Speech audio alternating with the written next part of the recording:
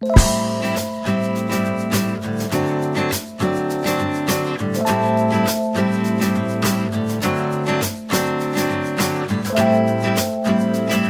so I wrote notes because I actually got the call to do this at 5:30 yesterday.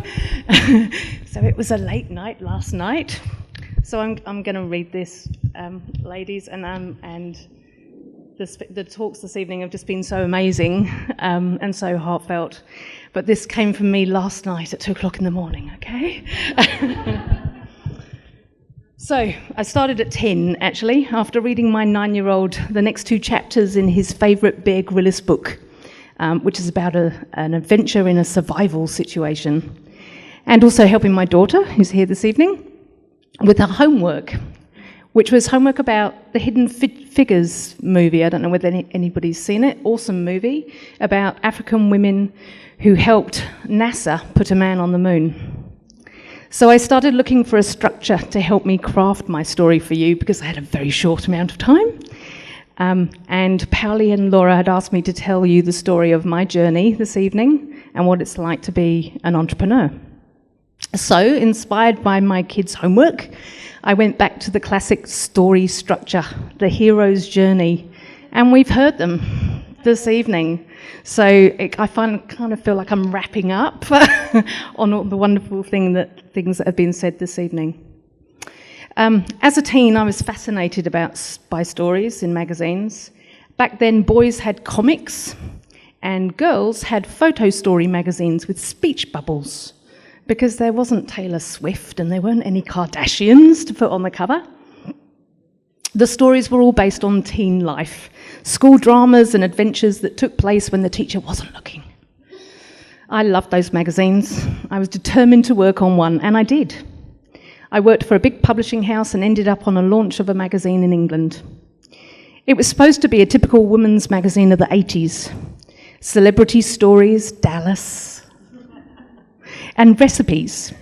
But because of an unusual set of circumstances, it became the first magazine in the UK to publish reader true life stories. It worked, or rather used to work, before we had the internet, by printing a box in the bottom corner of each page saying, if you share your story and it gets published, we'll pay you £500. So we had a huge mailbag. The format worked so well, it was seen by Rupert Murdoch in Australia, and I got a call at my desk one day to move to Sydney and begin the launch of a magazine in the same format. And that's where my entrepreneurial journey really began. I had bacon and eggs one day in Camden Town, and then I got on a plane 3 weeks later, and I was in the middle of the city of Sydney in the middle of bushfires. It was amazing. Joseph Campbell's The Hero's Journey could have been the template for all the stories we published in that Australian magazine. It's a narrative arc which almost all the myths and classic narrative stories follow. If you have watched Luke wielding the lightsaber in Star Wars, or Harry Potter, or Lord of the Rings, you will have no doubt noticed the commonalities in those stories. Our hero, whoever he or she is suddenly called to or lands in circumstances which are going to change her status quo in some way, like the ladies we've heard this evening. At first, she resists the change to her world, knowing it will require strength and most likely involve some suffering. But she soon meets mentors, friends, companions, guides, guardians, who help her overcome her fear to begin an adventure. A voyage of discovery to create a better life. Never returning to the status quo, but finding through trials a better way. All the stories we published followed that narrative. Every reader story we told was a story of courage, determination, support and triumph. Hence the masthead. That's life. Angela. What I saw happen firsthand was women telling their stories, just like these wonderful speakers this evening you've heard, inspired other women to reach out and offer help to yet more women. That was all pre-internet, remember, so we had to employ somebody to connect our readers with each other. It became this amazing support structure. It still gives me goose pimples right now. of people helping each other to become the hero in their very own story. And then the internet arrived. And I hit the part of my story where real trials began. Confusion and fear racked the publishing industry. In fact, every industry. What were they going to do with this new technology? They were quite happy doing it the way they were doing it. Page turn.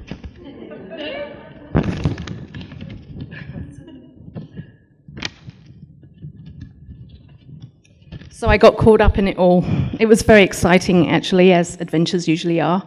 And I immersed myself working with other entrepreneurs in Australia. I learned how to use this lightsaber of my own, the new technology, working out how to use it to do something, anything that was good. It was a significant part of the journey where entrepreneurs banded together. They faced frustration, agony and failure, and encountered plenty of those who had an interest in maintaining the status quo. I faced more trials on my adventure when, because of family reasons, we moved to New Zealand, and that was almost 10 years ago now.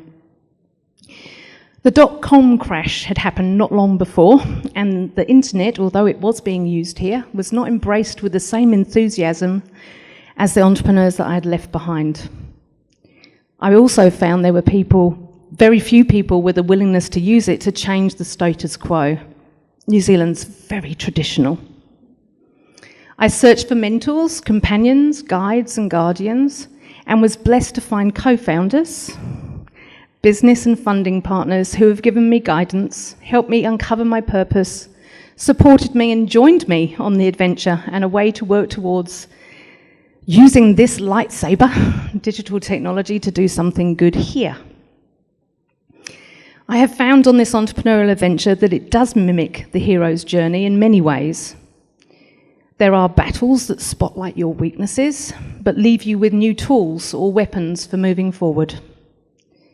There definitely is a sense of transformation, of being in this kind of supernatural realm. I think Steve Jobs called it a reality distortion zone, where so much is unfamiliar, shape-shifty, and surprising.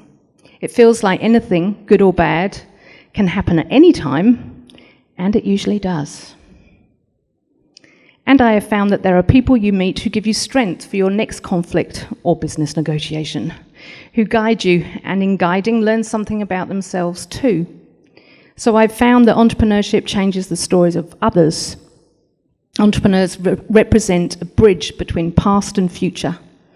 And by understanding the past and the stories of people, they're able to rewrite industries and businesses. Cut the page turn, thank you. Just like the heroes in those great movies, entrepreneurs undertake a journey where they need to summon courage and take heroic type actions. But by knowing the different stages of the hero's journey, by listening to the stories of others, they can be supported to identify the steps they need to take to realise their goal. I've also learned entrepreneurship takes you to leave your comfort zone. It requires you to depart from security and comfort in lots of ways that are found in the already known world. In the past, leaving the standard path was the choice of the entrepreneur herself, passionate about realising her vision. In our world today, the call to this entrepreneurial journey can sometimes not be a choice. It is a decision we are forced to make by a radically changing world, where technology is removing safe, known jobs, changing expectations of and ways to sustain a living. This is scary, and it's exciting at the same time. And this is the world that our children are growing up into. They need to learn how to wield their own lightsaber, the digital technology they know how to use instinctively to communicate their new ideas and ways to lead businesses and the norms of society into new and unknown territory. Just like the protagonists of every story or myth, our children, tomorrow's entrepreneurs, will also have to earn their successes through trials, challenges, failures, and new discoveries. They will face frustration, agony, and failure, and yes, encounter lots of people that don't want to change the status quo. Our children, as well as facing a radically changing world, also want meaning. We've listened to the stories we've heard during our Learn by Doing events, workshops and programs that we've been running as Venture Centre. And we know this to be true. These entrepreneurs of the future, they want to embark on their own hero's journey, to not follow the path we know is safe, to finish school, to go to university, to get a degree, to find a job. They want more, they want different, they want something else. And the environment they are growing up in is closing off these safe pathways anyway, with the burden of huge debts for their study, and with very few safe jobs to go for when you get a degree. So they need our help. They need your help, ladies. They need you, all of you, to take the time to share your stories like you have tonight, your trials, your adventures, your understanding of the way the world works. Not the Facebook show reels of the good bits that we all look at every day, but the true stories of when you were scared, challenged, kept going anyway, and exactly what you did. They need you as role models, and to benefit from your faith that they can, will, must find a way to transform their lives and the lives of others, despite doubts and fear of failure. They need to be nurtured to gain perspective more than bravado. As Yoda might say to Luke, the hero who gets comfortable with the fear never fails. They learn. So they need those heroes, mentors, friends and companions, those who are willing to believe in their potential and patiently guide and support them towards growth, confidence and self-belief.